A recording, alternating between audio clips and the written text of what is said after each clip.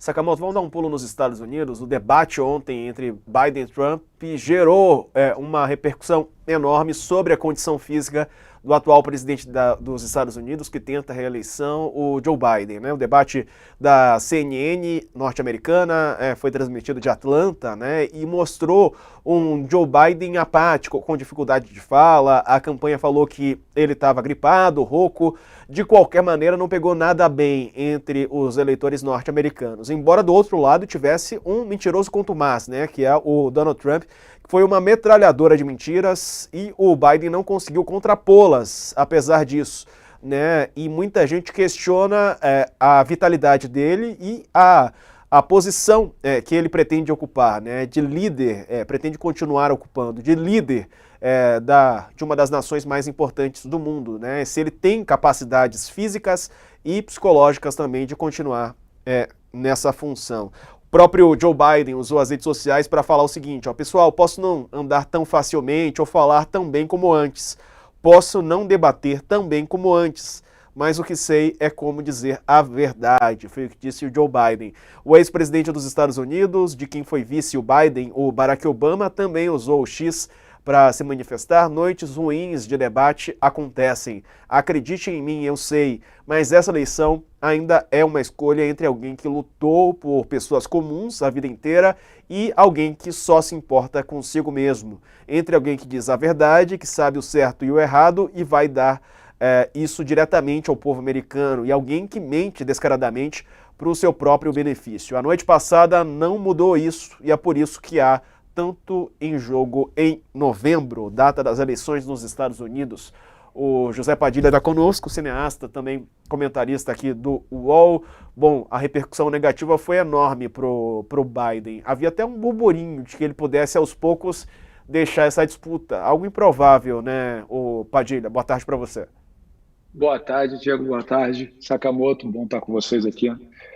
Bom, eu posso narrar a minha experiência pessoal.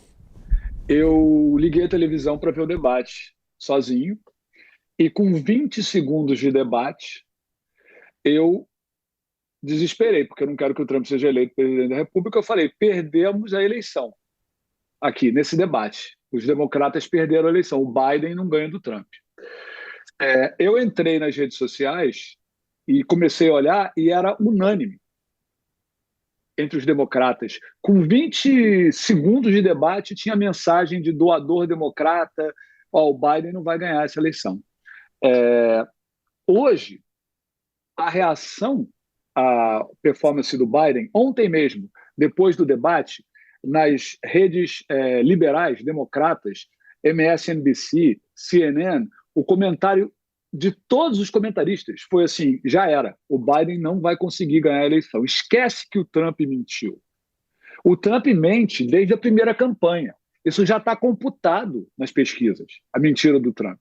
Mentira do Trump não vai mudar nada. O Barack Obama está mentindo quando ele escreve isso. Ele sabe que a mentira do Trump já está computada, a base do Trump acredita nele, e o Trump está na frente da eleição em todos os colégios eleitorais que importam para decidir o presidente. O Biden pediu esse debate antecipado, que nunca aconteceu em julho, antes da convenção democrata, vamos falar sobre isso daqui a pouco em agosto, que realmente vai escolher ou ratificar o candidato democrata, porque ele está perdendo a eleição, para provar justamente que ele não tinha declínio cognitivo que afetasse a capacidade dele de ser presidente aos 81 anos de idade, de 81 a 85. E foi um desastre. Hoje, quem leu o Washington Post e o New York Times vai ler o Friedman, um colunista liberal importantíssimo do New York Times, vai ler o Paul Krugman, Nobel de Economia, defensor do Biden, todo mundo pedindo para o Biden sair da campanha. O que aconteceu aqui? Os democratas e as pessoas próximas do Biden mentiram para os eleitores democratas, dizendo que o Biden tinha capacidade física para fazer. E ficou evidente. O debate, não sei se vocês viram o debate, mas o debate era assim, o Biden tinha 2 minutos para fazer uma réplica ou dar uma resposta. Ele respondia em 30 segundos. O apresentador da CNN falava, ainda falta 90. E aí ele continuava. Qual é o político que deixa tempo sobrando em debate? Ficou bem claro que o Biden tem problemas cognitivos sérios relativos à idade dele e que ele não vai ganhar a eleição. O que está acontecendo aqui agora? Não tem tempo para os democratas substituírem o Biden do modo usual, em que tem várias pessoas que querem ser candidatos e vai votando por estado em estado e vai juntando os delegados para decidir quem vai ser o candidato democrata. Mas existe a possibilidade de substituir o Biden na convenção do partido, que tem 4.000 delegados, em agosto. E hoje tem uma série de matérias nos jornais em quem poderia substituir o Biden, nos jornais liberais. Quem poderia salvar no último minuto o Partido Republicano. E aí tem Amy Klobuchar, tem Michelle Obama, uma lista de nomes. Deu desespero no Partido Democrata. O Partido Democrata encaminhou a derrota para o Trump, que, na minha opinião, é a coisa mais trágica que pode acontecer para a humanidade, com implicação para a democracia, implicação para a guerra e principalmente para o crescimento global. Eu acho que tem a possibilidade, sim, do Biden não terminar não sendo candidato democrata. Tem muita gente importante liberal falando abertamente sobre isso, inclusive doadores, pessoas que doaram para a campanha do Biden.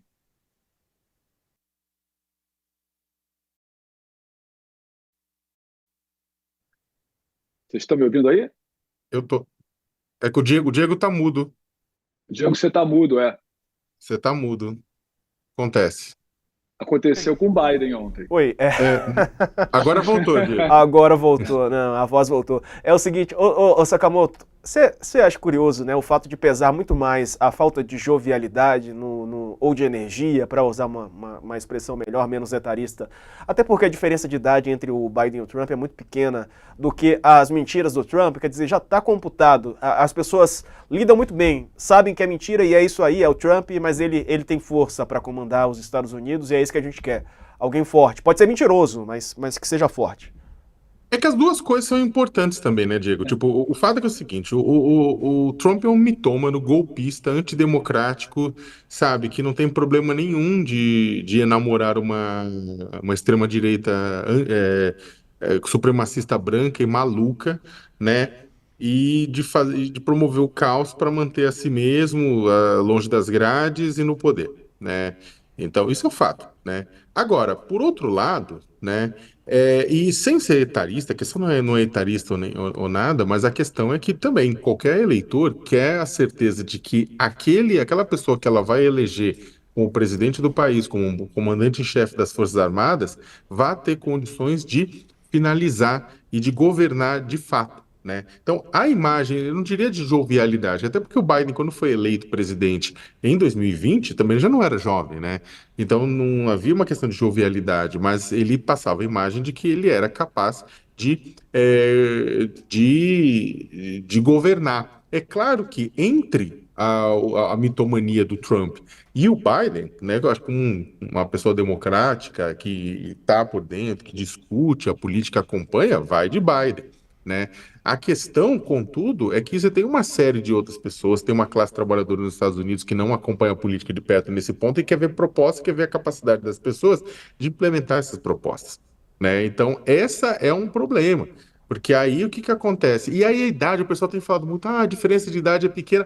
Mas, gente, isso eu acho uma bobagem, tipo, não é uma bobagem a comparação, mas eu acho que é uma bobagem a gente esquecer de que as pessoas também têm experiências de vida diferentes. Tem pessoas que são mais conservadas, tem genética, tem um monte de coisa, e tem gente com 60 anos que está pior do que o Biden, e tem gente que está com 90 anos que está melhor do que o Biden. Então, é diferente. Eu acho que tem uma coisa que varia de pessoa para pessoa, né? Essa comparação do Trump com o Biden. São genéticas, são pessoas diferentes. Agora, tem um ponto, né, que acho que o Padilha levantou que é importantíssimo, é o que vai ser feito a partir de agora. Eles têm algumas opções. Ou, tipo, o Biden, ele não vai ser, dificilmente ele consegue ser, pelas análises também que eu estou lendo, dificilmente ele vai ser empurrado para fora. Né? Mesmo porque isso geraria, inclusive, tipo, toda uma coisa traumática nesse processo, né, de uma eleição que não pode ser perdida. O Biden tem que ser convencido, o próprio Friedman coloca isso, tipo, vai ter que ser convencido a deixar, né, se esse for o caso, a deixar a corrida e outra pessoa entrar. Agora, esse é o primeiro desafio, porque a princípio não há nada posto que o Biden vai topar de deixar. Agora, se ele topar, quem entraria? Aí tem duas questões. Tem a opção, entre aspas, mais lógica, que é a vice, a Kamala Harris, é uma pessoa com uma popularidade baixa, que não se firmou como um nome forte nos últimos 4 anos, que ficou apagada, apesar de ser uma pessoa extremamente inteligente, ser uma pessoa extremamente articulada e tudo isso mais. Então, ela é um nome, mas não é um nome forte. Você tem o Partido Democrata, o Congresso Nacional Democrata, DNC, poderia, por exemplo, escolher o governador da Califórnia, né, o Gavin Newsom, que é jovem, jovial, bonitão, que tem popularidade, mas a Califórnia é um estado mais mais à esquerda, né? Tem entre os democratas, né? Tipo, então talvez a governadora Gretchen Whitmer, né? Que é do Michigan, que é um swing state, ou seja, um estado que pode votar da maioria dar os votos para os republicanos ou para os democratas, depender da eleição. Outro swing state também com um governador democrata, né? Bem avaliado, da Pensilvânia, o Josh Shapiro, né, que também poderia ser indicado, na verdade, né, o governador de Illinois, o J.P. Pritzker, né? Você tem nomes democratas. Aí só que a questão é como escolher, porque a questão das primárias já foi, né? Então seria o quê? Seria por dedada, né, da elite Não, democrática, né? tem uma maneira de fazer oficialmente, que é na Convenção Democrata em Não, agosto. sim, mas é que é o seguinte, é uma maneira de fazer, mas não é exatamente a maneira mais democrática de Não, fazer, porque se o o correto Biden... seria nas primárias, né? Tipo, digamos, o correto. O pessoal vai desistindo, né? Não fica uma luta fratricida, né? Porque acho que você pode falar melhor do que eu até, mas porque o grande medo é o pessoal se galfinhar pela vaga do Biden, né? E aí deixar mortos e feridos no meio do caminho, né? Eu acho o seguinte, a derrota do Biden para o Trump, a não ser que aconteça alguma coisa com o Trump inesperada, a probabilidade é pequena, porque ele tem uma máquina atrás dele, com mais dinheiro arrecadado desde a condenação dele do que o Biden. Ele tem uma máquina atrás dele, e ele está bem mais disciplinado do que ele era antes, pela essa máquina. A chance do Biden ganhar do Trump é perto de zero, se não for zero, salvo alguma loucura que possa acontecer que ninguém está esperando. Não podemos perder essa eleição. Então, o Partido Democrata e os intelectuais democratas que escreveram hoje em peso, pedindo que o Biden saia, eles estão olhando para a convenção do partido. Como é que funciona isso de modo formal? Primeiro, o Sakamoto tem razão. O Biden tem que ser convencido, e as pessoas acham que o caminho de convencer ele é através da esposa dele, de que não vai ser bom para a saúde dele, não vai ser bom para o país, e que tem um risco muito grande dele abdicar da candidatura. Ele abdicando oficialmente da candidatura, a candidatura fica aberta. Como não dá para ter as primárias, a decisão é na convenção. Isso já aconteceu antes, não é uma coisa que nunca aconteceu. A convenção tem 4.000 delegados. Para você concorrer na convenção, você tem que ter uma carta assinada por 600 delegados, dizendo que vão votar em você. Então já vai limitar o número de pessoas que poderiam concorrer nessa eleição. O que a gente espera? Pessoas que conseguem ver a tragédia que é o Trump. Que os democratas se entendam nos bastidores.